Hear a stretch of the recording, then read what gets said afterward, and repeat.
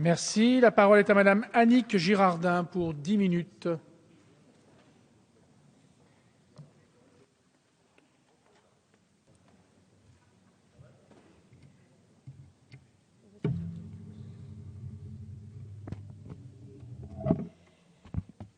Monsieur le Président, Monsieur le Ministre, Monsieur le rapporteur général, Monsieur le Président de la Commission des finances, chers collègues, nous débattons aujourd'hui de deux textes. L'un porte sur le projet de loi de règlement de 2012, l'autre concerne l'orientation à donner aux finances publiques.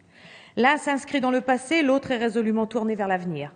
L'un et l'autre sont bien évidemment liés, mais il ne faudrait pas les confondre. Il ne faudrait pas tomber dans ce qui est tant redouté par les historiens, à savoir une analyse anachronique de la situation passée.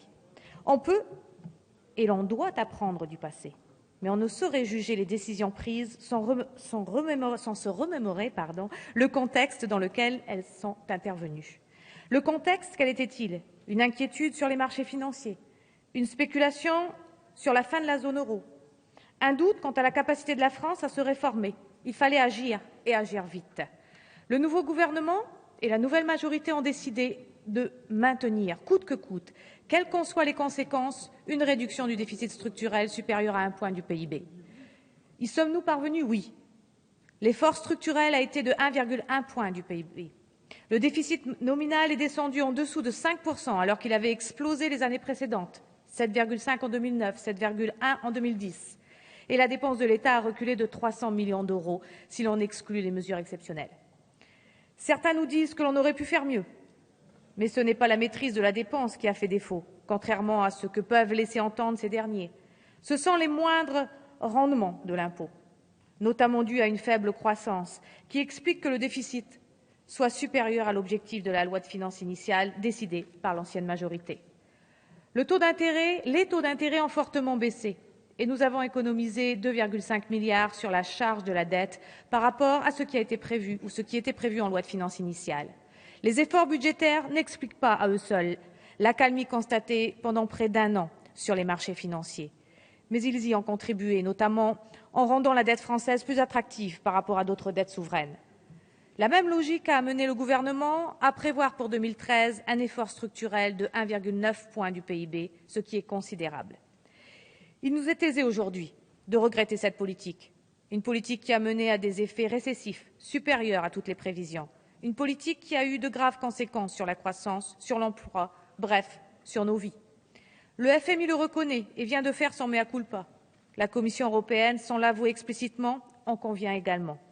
Nous le voyons depuis plusieurs semaines, un changement de paradigme économique plane sur l'Europe.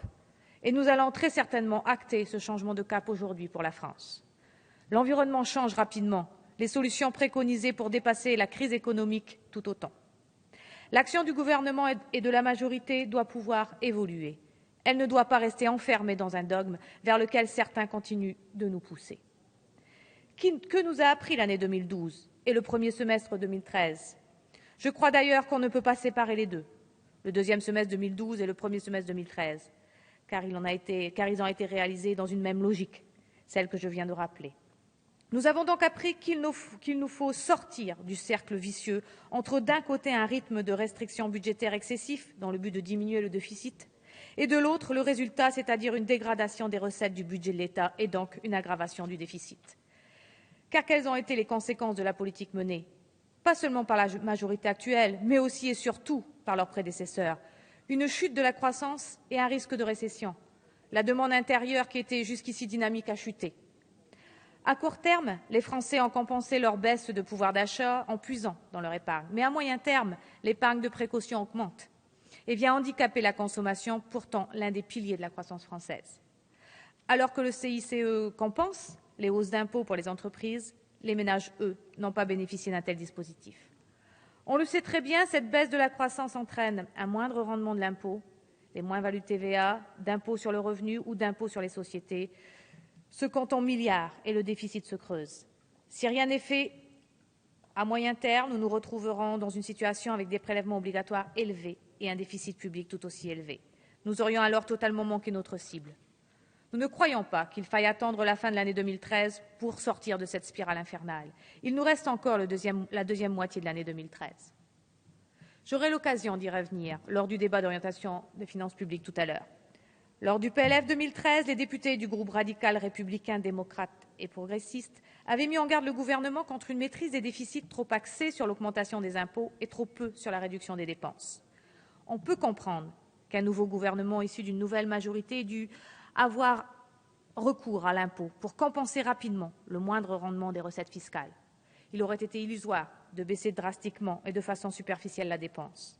Au contraire, on ne peut que s'indigner que la précédente majorité, qui a gouverné le pays pendant 10 ans, ait tant augmenté l'impôt ces dernières années. Car n'oublions pas qu'en loi de finances initiale 2012, l'effort structurel en dépenses était de 0,3 points du PIB, tandis qu'il était de 1,1 point du PIB en recettes. Dès lors, comment accuser la nouvelle majorité de matraquage fiscal ? L'ancienne majorité aurait dû mettre autant d'ardeur à diminuer la dépense qu'elle en met aujourd'hui à dénoncer la politique budgétaire du gouvernement. Quelles qu'en soient les responsabilités, il nous faut absolument sortir de cette approche tournée vers l'impôt plutôt que sur les économies. S'il y a bien un enseignement de 2012 pour le futur, c'est bien d'éviter de recourir une fois de plus au levier des recettes pour 2014. Le gouvernement semble prendre cette nouvelle voie. J'y reviendrai également tout à l'heure lors du débat d'orientation.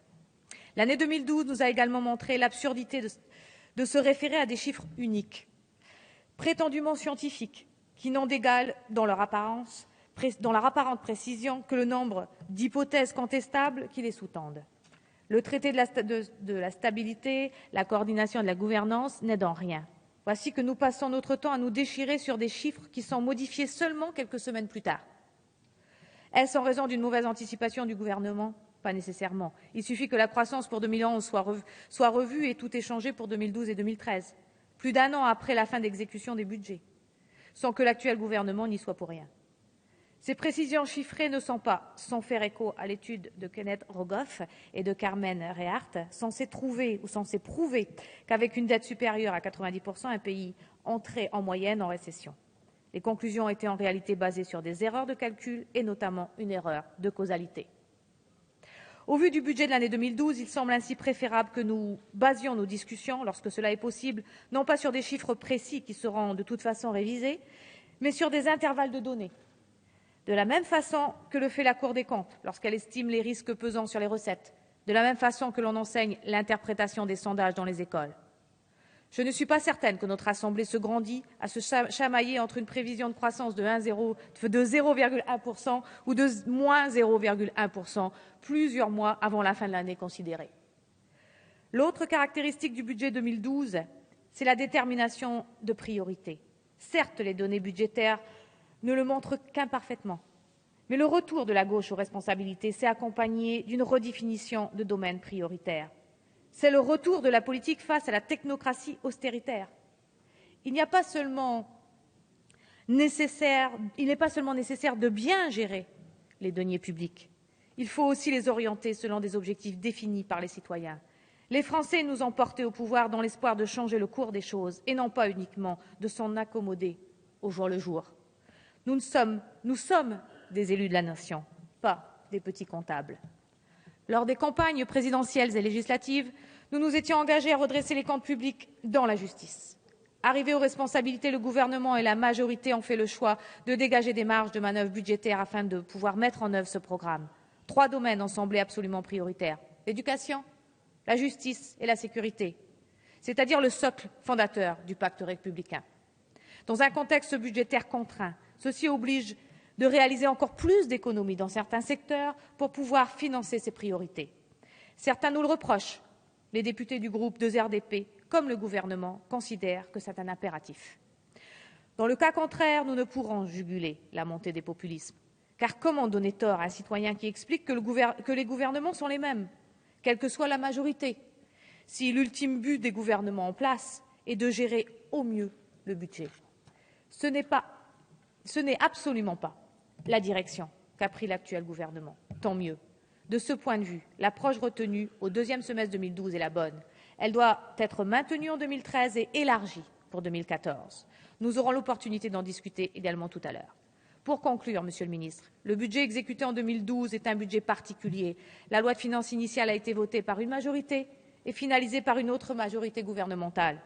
On ne saurait donc prétendre que l'une ou l'autre des majorités est pleinement responsable par ses bienfaits ou ses méfaits. Il nous faut dépasser ces clivages formels qui ne font pas honneur à notre Assemblée. Hélas, les Français. Toutefois, nous ne tirerons certainement pas là les enseignements de l'exécution du budget 2012. Or, c'est à la lumière de ces enseignements que nous pourrons aborder les futures orientations budgétaires. Les radicaux de gauche et l'ensemble des députés du groupe 2RDP ont voté les 2 dernières lois de finances rectificatives en 2012. Nous approuvons son exécution. Merci. Merci.